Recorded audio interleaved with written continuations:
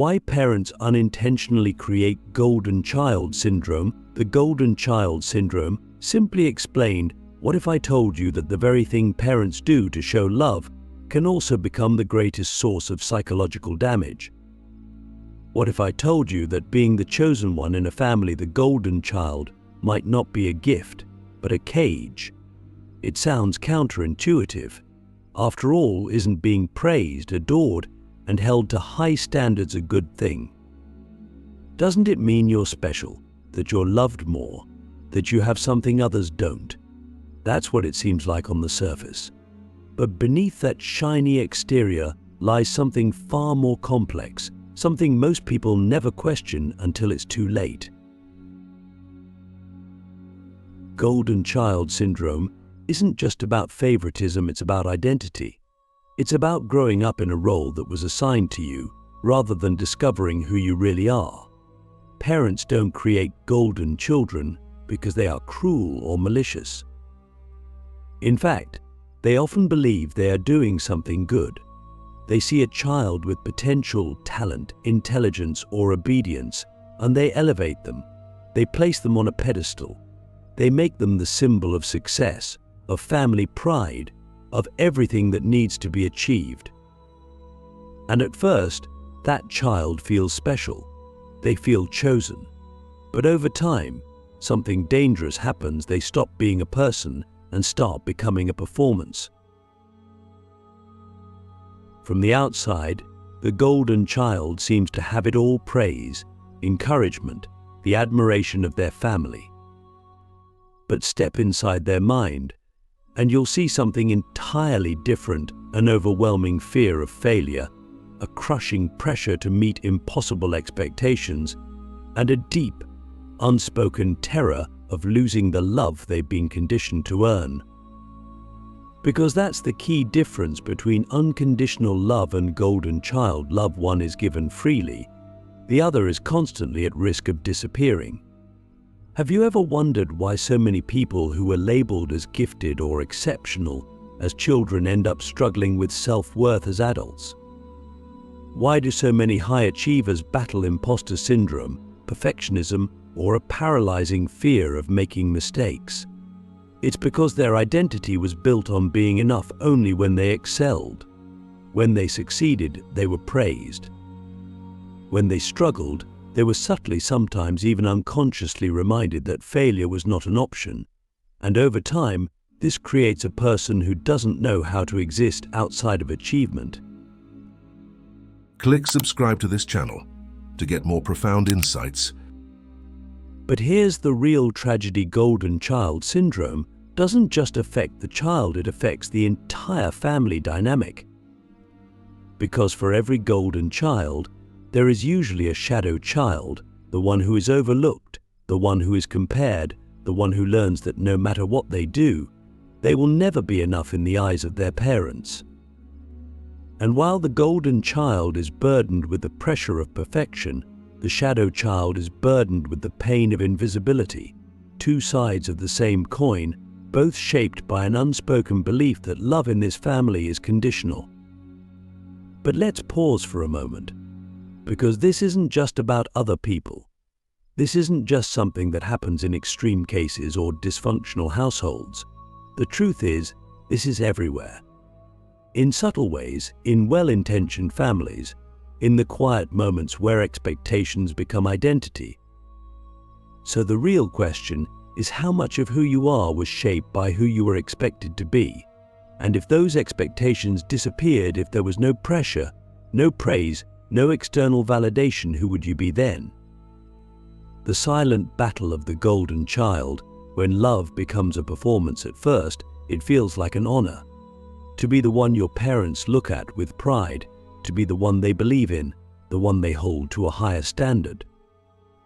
You are the child who makes them feel like they did something right. You are the proof of their success, the living embodiment of their values, their sacrifices, their dreams. And at first, that feels good. It feels like love, because what could be more affirming than knowing you are special? But slowly, without realizing it, you stop being a person and start becoming a symbol. Your worth is no longer just about who you are, it's about what you can do, how well you can perform, how much you can live up to the expectations placed on you. You learn that love comes with conditions. That approval is something to be earned, not simply given. And without ever saying it out loud, your parents teach you the one lesson that will shape your entire existence: you cannot afford to fail. So you don't. You push yourself, you excel, you do everything you can to maintain the image that has been built around you, even when it exhausts you, even when you begin to feel trapped. Because the moment you step off that pedestal, the moment you show weakness, struggle, or imperfection, something terrifying happens. The love feels like it starts to fade. Maybe they don't say it outright. Maybe they don't even realize they're doing it. But you can feel it. The slight disappointment in their voice, the way they hesitate before praising you, the way their pride in you always seems to be tied to your latest achievement. And so, you keep going. You push yourself harder. You become obsessed with being the best, with making sure you never let them down. But here's the thing, no one tells you about being the golden child. It's lonely. Because deep down, you know that the love you receive is not really for you, it's for the version of you that they want to see. And that means you can never truly be yourself. Have you ever wondered why so many high achievers feel empty, even after reaching their goals? Why do so many people who were once praised for being gifted or talented end up feeling like frauds? It's because they were never taught how to be enough without proving themselves. They were never taught that they had value beyond what they could accomplish. And so, even as adults, they carry the same fear that if they ever stop performing, they will stop being loved. But here's the cruel irony: the golden child is not loved more. They are loved for what they represent, and that kind of love is fragile. It is conditional. It is exhausting, because it means that for the rest of your life, you will feel like you are only as good as your last success.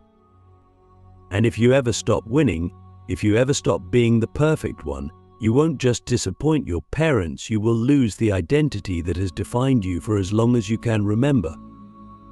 So, what happens when the golden child finally breaks? What happens when they can no longer keep up the performance? Some burn out, some rebel, some spend years in therapy, untangling the invisible chains that have shaped their self-worth.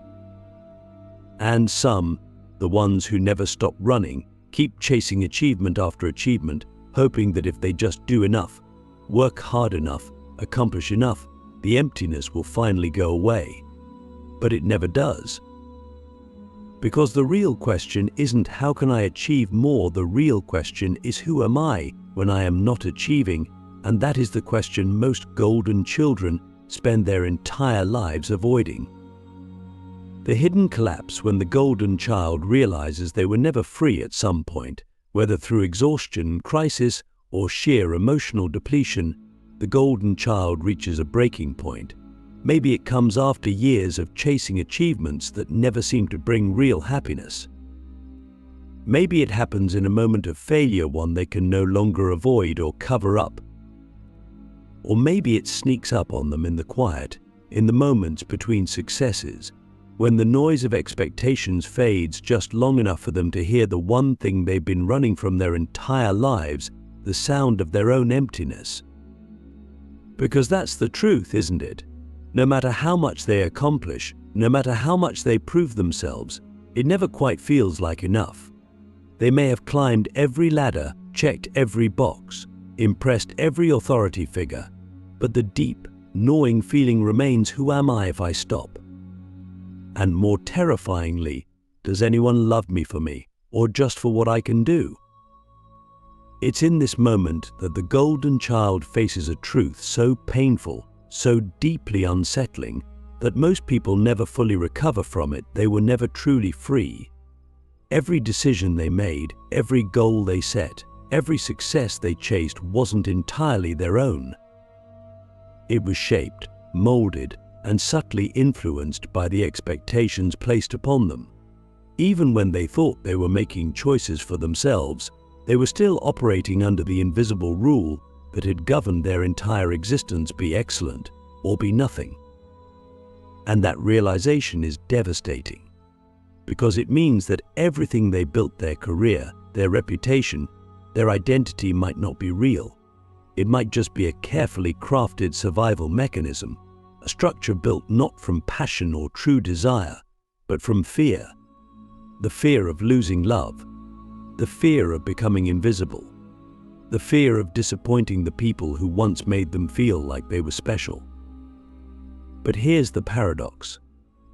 The very thing they thought made them powerful, their perfection, their discipline, their relentless pursuit of success, was actually their greatest weakness, because it was never truly theirs. It was borrowed.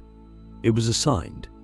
It was handed to them in childhood and reinforced over and over until they believed it was who they were. But now, standing at the edge of this realization, they have to face the most terrifying question of all: if I was never free, how do I become free now? Some golden children never find the answer. They double down, pushing themselves harder, trying to drown out the existential dread with more achievements, more validation, more external proof that they are still worthy. They convince themselves that if they just reach the next milestone, the emptiness will finally disappear. But it never does. Others collapse under the weight of it all. They burn out. They self-destruct. They walk away from everything they built, not because they want to, but because they no longer know how to function within a system that was never designed for their well-being. And then there are the rare few, the ones who decide to break free, the ones who step back, who look at everything they have been, everything they have done, and finally ask themselves, who am I when I am not performing? Who am I when I am just me? But answering that question requires something they were never taught: the courage to exist without proving their worth. And that is the hardest thing a golden child will ever have to do. But breaking the chains, how the golden child can finally become free. Freedom does not come easily to the golden child. It is not something they stumble upon by accident, nor is it granted to them just because they realize they have been trapped. No true freedom, the kind that allows them to exist without constantly proving their worth, must be fought for. It must be unraveled, piece by piece, from the tangled mess of expectations, conditioning and fears that have shaped their identity for as long as they can remember.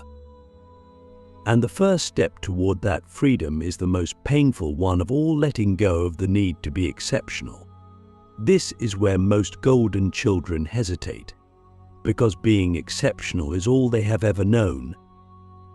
It is the foundation of their self-worth, the thing they were praised for, the thing that made them feel like they mattered. To let go of that, to stop striving, to stop chasing, to stop measuring their value by their achievements, feels like a kind of death. And in a way, it is. It is the death of the identity that was created for them. The death of the version of themselves that lived for approval, that existed to meet expectations, that believed love had to be earned. And like all deaths, this one comes with grief. Grieving the loss of an identity is an experience few people talk about, but it is one of the most profound transformations a person can go through. Because once the golden child stops performing, they are left with a terrifying emptiness. Without the constant pursuit of success, without the external validation that once defined them, they are forced to face the question they have spent their entire lives avoiding: who am I if no one is watching? And the answer, at first, is devastating, because they don't know. This is where many fall back into old patterns. The discomfort of not knowing who they are is too much, so they return to what is familiar: achievement, perfectionism, overworking, chasing praise. They tell themselves that maybe they were never trapped at all, that maybe they were just meant to be this way. But deep down, they know the truth. They know that if they keep running, if they keep performing, they will never truly be free. So for those who are brave enough to continue, the real work begins. And that work is not glamorous. It is not another mountain to climb, not another goal to conquer. It is slow, painful, and deeply uncomfortable. It is sitting in the silence of their own thoughts and realizing how much of their self-worth was built on external validation. It is confronting the fear of being ordinary and understanding that they were never meant to be a trophy, a symbol, a product of someone else's expectations. It is learning, sometimes for the first time, what it means to exist simply as a human being, flawed, imperfect, and still worthy of love. But how does a golden child begin this process? How do they undo years, sometimes decades, of conditioning?